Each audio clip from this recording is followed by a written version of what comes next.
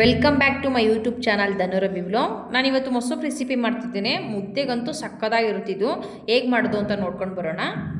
ಮೊದಲಿಗೆ ವಾಶ್ ಮಾಡ್ಕೊಂಡು ಇಟ್ಕೊಂಡಿರುವಂಥ ಅರ್ಧ ಕಪ್ ತೆಗರಿಬೇಳೆ ತೊಗೊಂಡಿದ್ದೀನಿ. ಅದಕ್ಕೆ ಅರ್ಧ ಲೀಟ್ರ್ ಆಗೋಷ್ಟು ನೀರು ಸೇರಿಸ್ತಿದ್ದೀನಿ. ನಾನು 3 ಥರ ಮಿಕ್ಸ್ಡ್ ಸೊಪ್ಪು ತೊಗೊಂಡಿದ್ದೀನಿ.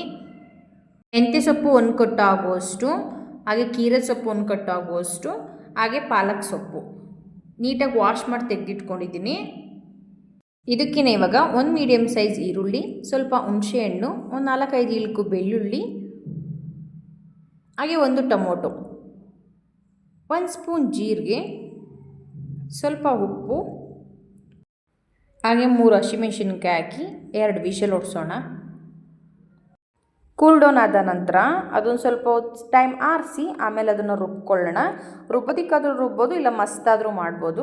ಯಾವ ರೀತಿ ಆದರೂ ಮಾಡ್ಬೋದು. ಒಂದು ಮಿಕ್ಸರ್ ಜಾರ್ಗೆ 2 ಸ್ಪೂನ್ ಆಗೋಷ್ಟು ಕಾಯಿ ತುರಿ, ಒಂದು ಸ್ವಲ್ಪ ಕೊತ್ತಂಬರಿ ಸೊಪ್ಪು, 1 ಸ್ಪೂನ್ ಸಾಂಬಾರು ಪೌಡರ್ ಹಾಕಿ ಏನು ಬೇಯಿಸಿರ್ತೀವಿ ಅದನ್ನೆಲ್ಲ ತರಿಯಾಗಿ ರುಬ್ಕೊಳ್ಳೋಣ. ಹಾಗೆ ಇನ್ನೊಂದು ಬ್ಯಾಚ್ ಕೂಡ ಇದೆಯಲ್ಲ, ಅದನ್ನು ಅಷ್ಟೇ ತರಿಯಾಗಿ ರುಬ್ಕೊಳ್ಳೋಣ. ಮೊಸೊಪ್ಪು ಸಾಂಬಾರು ಅಂದರೆ ಸ್ವಲ್ಪ ಗಟ್ಟಿಯಾಗೇ ಇರಬೇಕು, ಅತಿ ತೆಳುವಾದರೆ ಚೆಂದ ಅಲ್ಲ. ನಮ್ಗೆ ಯಾವ ಕನ್ಸಿಸ್ಟೆನ್ಸಿಗೆ ಬೇಕಷ್ಟು ನೀರು ಹಾಕ್ಕೊಂಡು ನಮ್ಗೆ ಹದವಾಗಿ ಮಾಡ್ಕೊಳ್ಳೋಣ. ನೀರು ಸೇರಿಸಿದ ನಂತರ ಒಂದು 4-5 ನಿಮಿಷ ಚೆನ್ನಾಗಿ ಕುದಿಸೋಣ. ಹಾಗೆಯೇ ರುಚಿಗೆ ತಕ್ಕಷ್ಟು ಉಪ್ಪು ಸೇರಿಸಿ ಒಂದು 5-6 ನಿಮಿಷ ಚೆನ್ನಾಗಿ ಕುದಿಸೋಣ.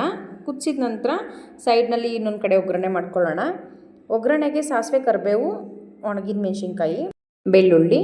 ಮೊದಲಿಗೆ ಒಂದು ಬಾಣಲಿಗೆ 2 ಸ್ಪೂನ್ ಎಣ್ಣೆ, ಸಾಸಿವೆ, ಕರಿಬೇವು, ಒಣಗಿದ ಮೆಣಸಿನ್ಕಾಯಿ, ಒಂದು 4 ಇಳ್ಕು ಬೆಳ್ಳುಳ್ಳಿನ ಗೆಜ್ಜಿಟ್ಕೊಂಡಿದೆ. ಬೆಳ್ಳುಳ್ಳಿ ಹಾಕಿ ಚೆನ್ನಾಗಿ ಫ್ರೈ ಮಾಡ್ಕೊಳ್ಳೋಣ.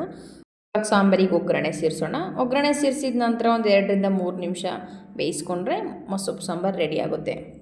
ತುಂಬ ಈಸಿಯಾಗಿ, ಕ್ವಿಕ್ಕಾಗಿ, ಬೇಗ ಮಾಡ್ಕೋಬೋದು. ಈ ವಿಡಿಯೋ ನಿಮ್ಗೆ ಇಷ್ಟ ಆಯಿತು ಅಂತ ಅಂದ್ಕೋತೀನಿ. ವಿಡಿಯೋ ಇಷ್ಟ ಆಗಿದರೆ ಪ್ಲೀಸ್ ಲೈಕ್ ಮಾಡಿ, ಶೇರ್ ಮಾಡಿ, ಸಬ್ಸ್ಕ್ರೈಬ್ ಮಾಡಿ ನಮ್ಮ ಚಾನಲ್ನ.